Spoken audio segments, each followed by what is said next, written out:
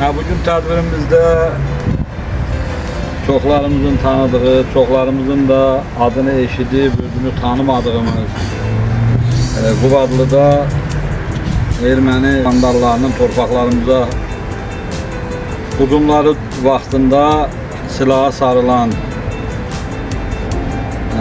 insanlardan Azərbaycanda və Qubadlıda ordu quruculuğunda xüsusi xidmətləri olan insanlar da var burada. Mən onlardan birini Dağbəy müəllimi bura dəvət edirəm, elə buradan döyüş yolundan danışsın, həm də öz xatirələrin, nətər deyərlər, vətənpərvərlik xatirələrini bölüşsün, gələcək nəslimizə də mümin olsun. Ben elə birinci Tundarlı cəmaatına çox minnətdarım ki, bütün tədbirlərdə birlikdə iştirak edirlər, şəhid hanımlarında, şəhidlər xiyabanında, təşəkkül şəkildə həm də kənddə müəyyən işlər görürlər. Bu hamısı Qubadlı üçün, Azərbaycan üçün çox belə nümunə gətirəcək işlərdir. Günlərdə biz bura yığışmışıq, əsasən kənd cəmatıdır, bir də onu tanıyan, böyük yoldaşları, müəyyən yaxın insanlar. Anım günlərində şəhidlər hər zaman alınmalıdır. İndi bunda vaxtımız imkanını çatdırsam, burada da, rayonlarda da bu işi edirik.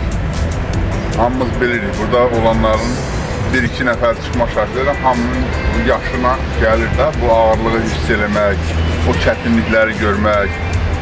Azərbaycan müstəqillik qazanandan sonra sərhəd zonalarından biri də Qubadlı idi ki, orada da ərazi müdafiə taborları yaradıldı. İlk tabor çox çətin fiziki, coğrafi mövqedə yerləşirdi və ermənilərin daşnaq şovinist qüvvələri, birazdan sonra da Ruslar da qoşuldu onlara. Təxribatlar, çətinliklər də, onda da silahla olmayan vaxtı çətinliklərdir. Qubadlıda rayon mövqeyləri ağırdır, amma insanları pay etibarilə çox azdır. Amma bu coğrafi ağır mövqeydə az insandan belə çox fədakarlıqlar Qubadlıda oldu. O da Qubadlının dəyərli, cəngavər olanları. Allah sənin şəhidlərə rəhmət eləsin. Tək Qubadlı ilə bərabər Qubadlıdan kənarda da o ruhu daşıyanlardan biri də baba idi. Günləri torpaqlarımız Ali Başkomandanın rəhbərliyi ilə Müzəffər Azərbaycan ordusu və o cəngavər oğlanların şəhidlərinin hesabına azaddır. Adam işğaldan azad olmuş ərazilərə gedəndə çox böyük hisslər keçirir. Əlbəttə, o çətinlikləri görən, övladları orada olan, özü döyüş səhnələrində olan və bu aləmi gözəl hiss edən insanların hamısı hansı gözəl hissləri keçirir. İstər Şuşada olanda, Qubadlının öz kəndlərinə, doğum yerlərinə gedəndə, istər Lasında olanda, Xankəndinə gedəndə.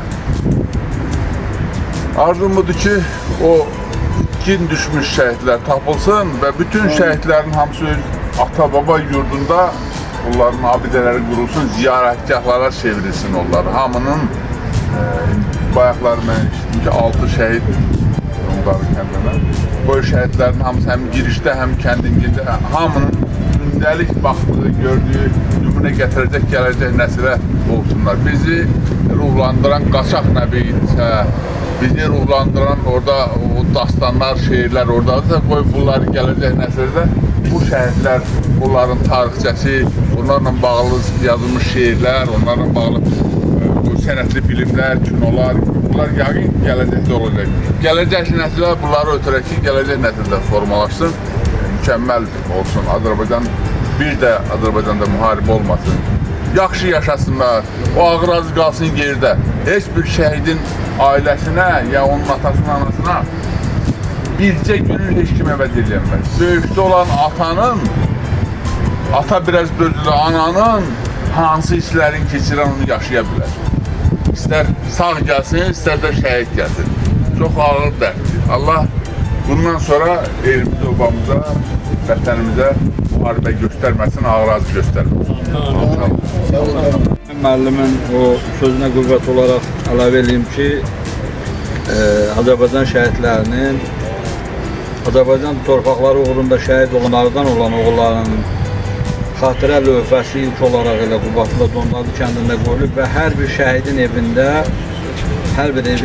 evində şəhidin plakatı asılıbdır biz vətəndaş olaraq və nədir, dondarlı ictimaiyyət olaraq nə bacarırıqsa onları etməyə çalışırıq.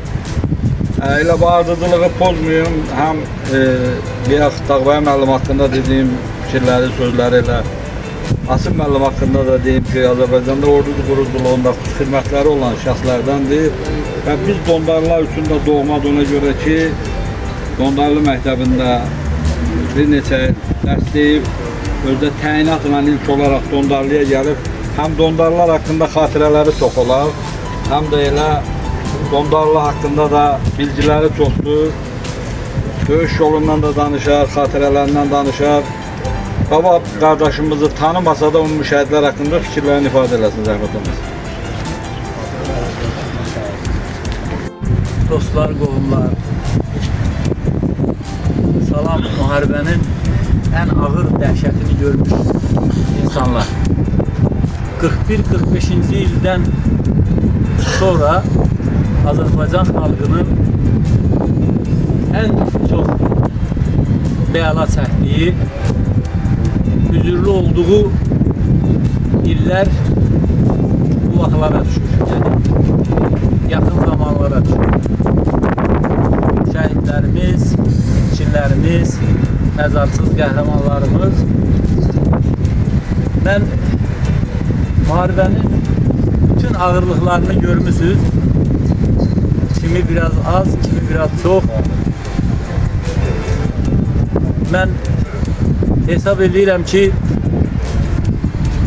babalar, sirazlar, şükürlər, onlar vətən uğrunda, torpaq uğrunda gedəndə gözlərini qırpmadılar.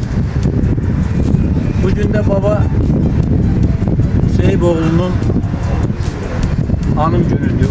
32 ildir o aramızda yoxdur, şəhiddir, ən yüksək zirvədədir və mən yəni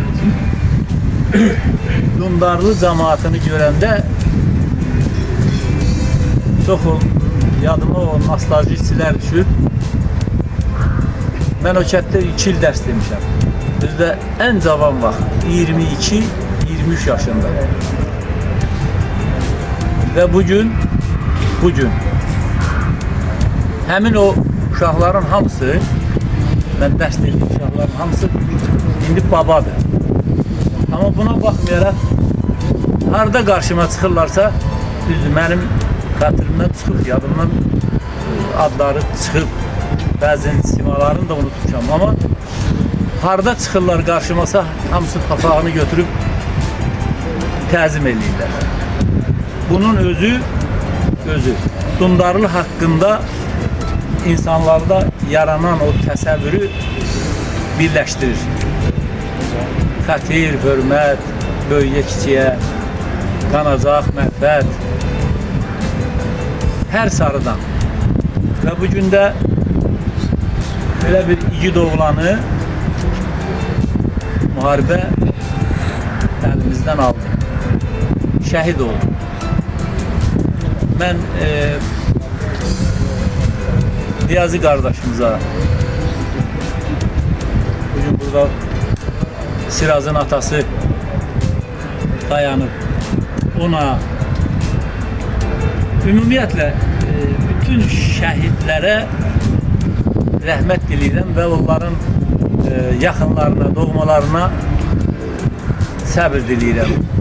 Oğul vətən üçün ən çətin anlarda nə qədər bebec belə oğul ola, yenə də görürsən ki, təfərə gəlir, qeyrətə gəlir, silahlanır, gedir.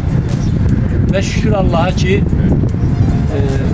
qabaqlar belə bir şey deyim vardı, deyirdi ki, birinin yerinə 5'i yoxdursa, gülləyə verməyə döşü yoxdursa, yolunda ölməyə kişi yoxdursa, vətənin, millətin faciəsidir. Şükür Allaha ki, bugün o sinəsini qabağa verən oğullar da var. Birinin yerinə 5'i yox, 15'i, 20'si, 50'si, 100'ü var. Və necə ki, həmin oğullar var. Bu millət həmişə ayaq üstə olacaq. Allah bir daha babaya rəhmət eləsin. O en yüksek Rabbay müəllim deməli bizim rayona gedəndə də əgər gedə bilsək, rayona gedəndə də orada en uca zirvələrdə onların barelifləri, nə bilim məzarları heykələ dönsün, bayraq, üç rəngli bayrağımız da onların başının üstündə. Bir daha Allah rəhmət eləsin. Həyat yolunun bizlərə öyrətməyinizə sizlərə çox ehtiyac. Allah canınızı sağ olsun.